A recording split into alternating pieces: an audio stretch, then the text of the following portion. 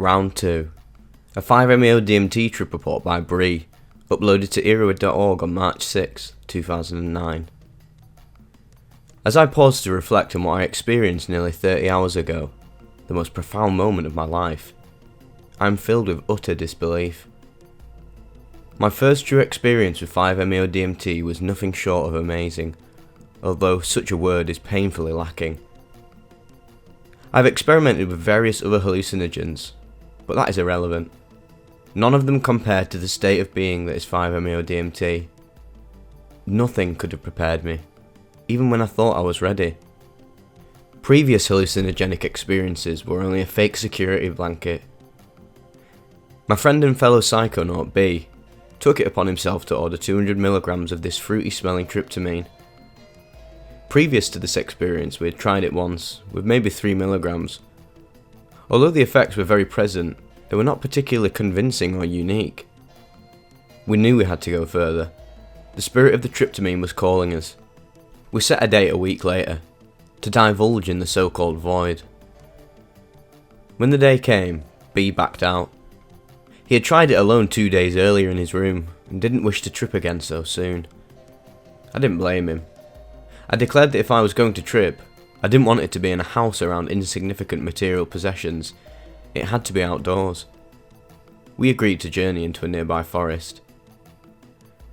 I've always enjoyed forests, especially during the spring when life first emerges. They seem to be the only place untouched by humans. As we trekked deeper and deeper into the green abyss, we discovered that we couldn't escape human presence. Power lines ploughed through a clearing, and old cars dating back to the first half of the century were strewn about. We knew that tripping near those would only freak me out. We went further and eventually found a nice big tree. It would be happy cradling me as I journeyed into unforeseen worlds. I sat down. The weather was nice and the time was right. B eyeballed 7 to 13 milligrams of 5-MeO into his well-built freebasing light bulb, roughly the same dose he tried previously. The active dose is disturbingly small, around 1/100th of a gram. It still baffles me how these tiny crystals can so completely destroy everything I knew about reality. There was some residue left from previous strips, so there was a maximum of 20 milligrams left inside the light bulb. Anxiously, I applied the flame, and vapour slowly crawled up the sides of the glass. Thinking I had vaporised everything, I took a hit. Immediately I was in a place reminiscent of my trip a week earlier. My nervousness immediately disappeared. This wasn't so bad. I was content with this, but B saw a problem. I was still speaking. "We're going for round 2, he announced as he applied the flame to the bottom of the light bulb. Although sceptical that we would get any more vapour, I agreed that I had to go further. I was soon surprised as the glass was once again filling with whitish smoke. I was not prepared for what was about to happen. Mere seconds after I took that second hit, I felt my brain accept this not-so-foreign substance. I was climbing, quickly. After 4 seconds, my breath got caught in my throat. My first reaction was something along the lines of, "Holy shit." I was climbing so fucking fast. The rush is mind-boggling. The change of realities is like the flick of a primordial light switch. And then, I was. I felt my face relax and go into an expression of awe. My body flooded itself with adrenaline. My heart rate jumped, but I could do nothing but sit and stare. I looked upwards and my vision fixated on the countless tree limbs that were gently blowing in the wind, gesturing to me. Immediately I was presented with the choice. To follow my bodily adrenaline, fight this and freak out, or to accept this amazing state of being. I'll always lose the fight. I chose to relax and was comfortably projected into a reality of somewhat innate familiarity. I had only the moving trees, B, and my breathing for comfort. After reading so much about the void, I would have thought that I could recognise it. I couldn't. It was so alien that language cannot even bear to come to terms with it.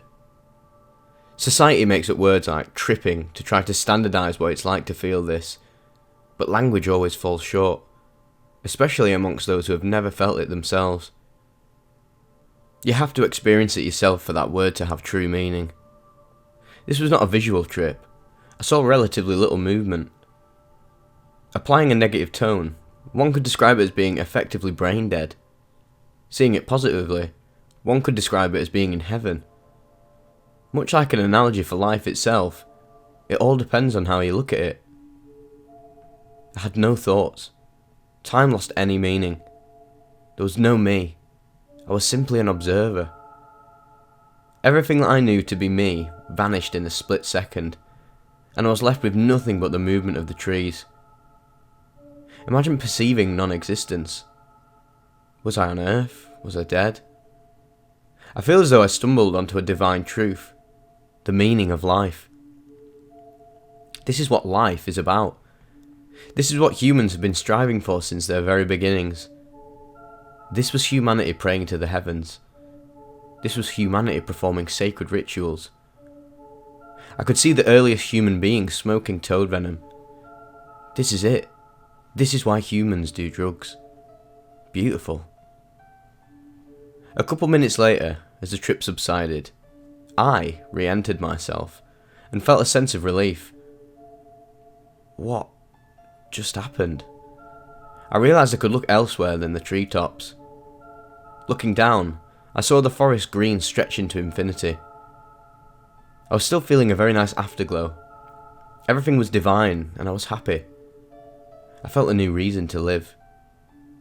Sitting there for another half hour was in order, but B suggested we get up. My heart was still racing, and my arms were so pins and needly I could barely move them. Although I was still intoxicated, I agreed that moving might be a good idea to reduce the tension. My coordination was impaired, and walking was somewhat difficult. No sense of direction existed, so I just aimlessly wandered about. My senses needed to be recalibrated. As we started heading back home, I tried to share with B what just happened to me.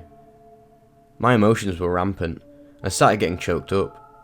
It was too much to bear. Everything was mystical. Life, the forest, that experience. We saw a large tree that had fallen down, and new limbs were growing out of the stump, like an adult that had given its life for the children. Looking back, I have no idea what to make of that experience. How should I live life knowing what I know? How did it make me a better person? How can I share this experience with others who have no idea how powerful 5-MeO-DMT actually is?